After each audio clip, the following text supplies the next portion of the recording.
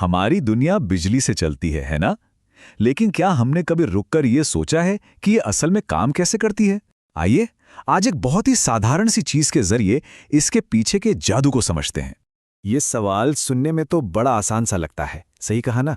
पर इसका जवाब बिजली के एक बहुत ही बुनियादी सिद्धांत में छिपा हुआ है, और ये सारा रहस्य एक मामूली सी टॉर्च के अंदर बंद है। तो चलिए इस टॉर्च को खोलकर देखते हैं, और इसे समझते समझते हम बिजली के काम करने का सबसे बड़ा राज भी जान जाएंगे। ठीक है, तो सबसे पहले देखते हैं कि इस टॉर्च के अंदर आखिर है क्या। वो कौन कौन से हिस्से हैं जो मिलकर इसे काम करने लायक बनाते हैं। देखिए, हर टॉर्च के दिल में ना ये 3 बहुत जरूरी हिस्से होते हैं। एक तो बैटरी जो इसे पावर देती है, दूसरा बल्ब जो रोशनी पैदा करता है, और तीसरा स्विच जिससे हम इसे चालू या बंद करते हैं। बस यही है हमारे सर्किट के बिल्डिंग ब्लॉक्स। अच्छा, अब बल्ब के अंदर ये जो पतला सा तार है ना, जिसे फिलामेंट कहते हैं, असली जादूगर तो यही है। जब इसमें से बिजली गुजरती है तो ये एकदम से चमक उठता है। और सबसे जरूरी बात, इसके 2 कनेक्शन पॉइंट होते हैं। ये छोटी सी जानकारी आगे चलकर बहुत काम आने वाली है, याद रखिएगा। तो हमारे पास बैटरी है, बल्ब है और स्विच भी, पर ये तीनों मिलकर रोशनी पैदा करते कैसे हैं? तो जनाब, इसका जवाब है इलेक्ट्रिक सर्किट। तो सबसे जरूरी बात क्या है? इलेक्ट्रिक सर्किट का मतलब है बिजली के बहने के लिए एक पूरा, बिना टूटा हुआ रास्ता। अगर ये रास्ता कहीं से भी टूट गया तो समझ लीजिए सब कुछ रुक जाएगा। जरा सोचिए, हम सेल के एक सिरे से एक तार निकालते हैं और दूसरे सिरे से दूसरा, और इन दोनों तारों को बल्ब से जोड़ देते हैं। बस जिस पल ये रास्ता पूरा होता है, बिजली का फ्लो शुरू हो जाता है और फिलामेंट चमक उठता है। और यहीं पर स्विच की एंट्री होती है। ये उस रास्ते में एक ड्रॉब्रिज की तरह काम करता है। जब हम स्विच को ऑन करते हैं तो हम उस पुल को बंद कर देते हैं, जिससे बिजली बहने लगती है, और ऑफ करते ही पुल खुल जाता है, रास्ता टूट जाता है और प्रवाह तुरंत रुक जाता है। अच्छा, अब जब हम सर्किट बनाना जानते हैं तो इसे कागज पर कैसे दिखाएंगे? मतलब ऐसा कोई तरीका जिसे दुनिया में कोई भी से समझ सके। इसके लिए विज्ञान की एक अपनी ही भाषा है। और यही तो विज्ञान की सबसे खूबसूरत बात है।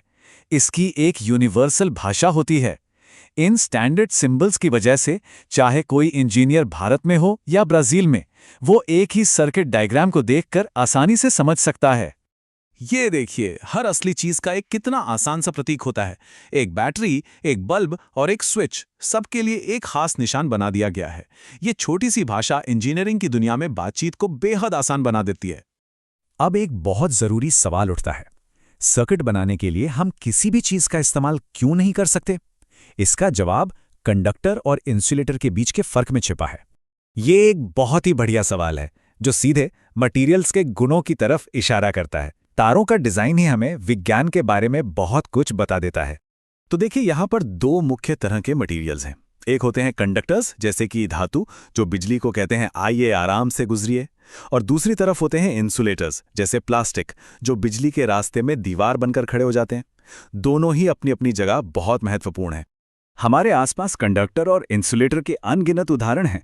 चाबियों और चम्मचों जैसी धातु की चीजें कंडक्टर हैं, जबकि लकड़ी, प्लास्टिक और रबर जैसी चीजें इंसुलेटर हैं।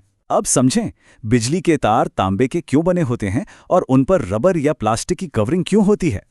चलिए, अब जब हम ये सब जान गए हैं तो इसके सबसे जरूरी पहलू पर आते हैं, और वो है सुरक्षा। क्योंकि बिजली जितनी काम की चीज है, उतनी ही खतरनाक भी हो सकती है। ये प्रतीक हम सबने देखा है। ये एक सीधी और साफ चेतावनी है कि बिजली खतरनाक हो सकती है और इसे हमेशा सावधानी से संभालना चाहिए। ये जानना बेहद जरूरी है कि हमारा शरीर भी बिजली को रास्ता दे सकता है, मतलब एक कंडक्टर है। इसीलिए रबर और प्लास्टिक जैसे इंसुलेटर हमारी जान बचाते हैं। वो बिजली और हमारे बीच एक दीवार बन जाते हैं। तो इन सुरक्षा नियमों को कभी भी नज़रअंदाज नहीं करना चाहिए। और हाँ, एक आखिरी मजेदार बात, हमारी टॉर्च की बैटरी जो बिजली देती है उसे डायरेक्ट करंट यानी डीसी कहते हैं। लेकिन हमारे घरों के सॉकेट में जो पावरफुल बिजली आती है वो बिल्कुल अलग होती है। उसे कहते हैं ऑल्टरनेटिंग करंट यानी एसी, और वही हमारे बड़े बड़े उपकरणों को चलाती है। तो देखा आपने, एक साधारण सी टॉर्च से लेके हमारी पूरी मॉडर्न दुनिया तक ये इलेक्ट्रिक सर्किट हर जगह हैं, चुपचाप अपना काम कर रहे हैं। ये सोचना वाकई दिलचस्प है कि भविष्य की टेक्नोलॉजी को पावर देने के लिए इन सर्किटों का अगला रूप क्या होगा।